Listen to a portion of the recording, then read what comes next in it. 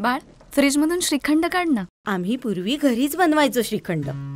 त्याची चवच वेगळी होती. आता काय सगळं रेडीमेड. आजी, हे श्रीखंड खाऊन बघ.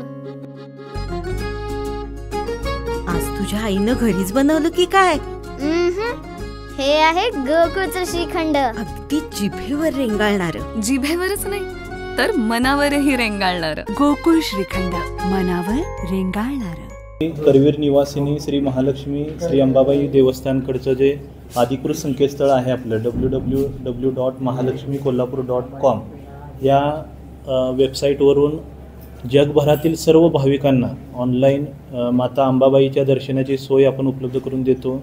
त्यासोबतच काही ऑनलाईन डोनेशन असेल ते सुद्धा या वेबसाईटवरून भाविकांना अंबाबाईच्या सेवेसाठी डोनेशन देण्याची यावरती तरतूद आहे. आणि नवरात्रीच्या काळामध्ये मोठ्या प्रमाणात यामध्ये सर्व्हरचा सपोर्ट घेऊन आपण जगभरातील सर्व भाविकांना दर्शन सुरळीतप्रमाणे लाईव्ह दर्शन व्हावं यासाठी आपण काळजी घेत असतो. आपली जी वेबसाईट आहे ती 2011 साली वेबसाईट आपली तयार करण्यात आलेली आहे आणि तेव्हापासूनचा मजकूर वेबसाईटवरती आहे. सध्या धर्मशास्त्र मार्गदर्शक हे जे पद देवस्थानकडे आहे त्यांच्यामार्फत जे काही सर्व संदर्भ ग्रंथांचा अभ्यास करून काही माहिती आहे ती तयार करणं सुरू आहे. काल एक आक्षेपपत्र आम्हाला पोलीस विभागाकडून आलं की वेबसाईटवरचा जो मजकूर आहे त्याबाबत आक्षेप घेतल्याबाबतचं पत्र प्राप्त झालं. ते पत्र पाहिल्यानंतर जी माहिती देवस्थानकडून आत्ता घेण्यात आली की 2011 साली वेबसाईट तयार करण्यात आलेली आहे आणि त्यावेळचा मजकूर आहे तो वेबसाईटवरती आहे. तो आक्षेप घेतल्यानंतर त्याची गांभीर्याने दखली घेण्यात आलेली आहे आणि यामध्ये जी काही प्राथमिक चौकशी करावी लागेल ती देवस्थानकडून केली जात आहे. जे आत्ताच तो आक्षेप कसा आला त्याबाबत ही माहिती आम्ही घेतो आहे आणि त्यानंतर ही काही कारवाई करावी लागेल तीसुद्धा कारवाई केली जाईल. माझं सर्व माता अंबाबाईच्या भक्तांना, कोल्हापूरच्या सर्व नागरिकांना नम्र आव्हान आहे की यामध्ये लोकांच्या भावना दुखावण्याचा कुठलाही उद्देश समितीचा नाही. यामध्ये चौकशी केल्यानंतर चौकशींती जी काही कार्यवाही करायची तीही केली जाईल आणि योग्य ती सुधारणासुद्धा केली जाईल आणि देवस्थान समितीकडून योग्य ती कार्यवाही वेबसाईट अपडेट ठेवणं, वेळोवेळी वेबसाईट मेंटेन ठेवण्याचं कामकाज यापुढेही केलं जाईल.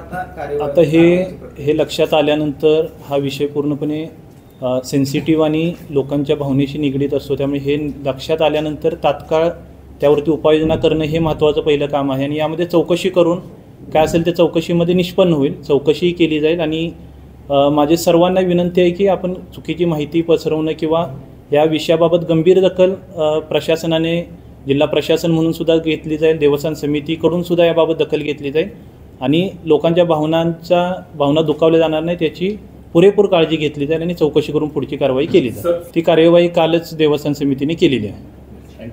आणि यासोबतच अजून एक गोष्ट आमच्या निदर्शनास ही वेबसाईट आणि हे सर्व पाहताना लक्षात आली की काही चुकीचे ॲप किंवा ऑथेंटिक नसणारे ॲपवरून काही भाविकांना चुकीच्या पद्धतीने अभिषेकबाबत देणगी घेणं किंवा चुकीच्या पद्धतीने पैसे मागण्याचे सुद्धा प्रकार काही आमच्या निदर्शनास आले की देवाच्या नावाने, महालक्ष्मीच्या नावाने त्याबाबतची सुद्धा गंभीर दखल देवस्थान समितीने घेतलेली आणि याची माहिती घेऊन त्याबाबतची सुद्धा पोलीस कारवाई करणं जेणेकरून भाविकांचं कोणत्याही पद्धतीची फसवणूक होणार नाही याबाबतची सुद्धा दक्षता देवस्थान समिती या आठवड्यात पोलीस विभागाच्या मदतीने कार्यवाही त्याबाबत करणार आहे. वेबसाईट हॅक नाही झाली, काही चुकीचे ॲप्लिकेशन, आपली वेबसाईट आहे ती तर सुरक्षित आहे, काही देवाच्या नावाने जे काही चुकीचे ॲप्लिकेशन आहेत अशी काही तक्रारी आमच्याकडे आलेल्या आहेत आणि आमच्याही निदर्शनास आलेले आहे.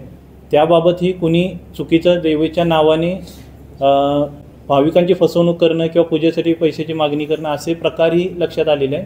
त्याबाबतसुद्धा पोलीस विभागाकडे तक्रार करून भाविकांचं कोणत्याही पद्धतीची फसवणूक त्यामध्ये होणार नाही याची काळजी देवस्थान समितीकडून घेतली जाते. पुरातत्व विभागाने 2 गोष्टीसाठी पाहणी केली. आत्ता जे आपलं गरुड मंडप, मणिकर्णिका कुंड आणि नगारखान्याचं काम चालू आहे तेही चांगलं गतीने चालू आहे आणि ते दर्जात्मक व्हावं त्यासाठी आपण प्रत्येक वेळी लाकडाचे 3 टप्प्यावरती तपासणी करतो आहे. मागच्या तपासणीमध्ये जे काही लाकूड आपण बाद केलेलं होतं ते नवीन लाकूडही प्राप्त झालेलं आहे.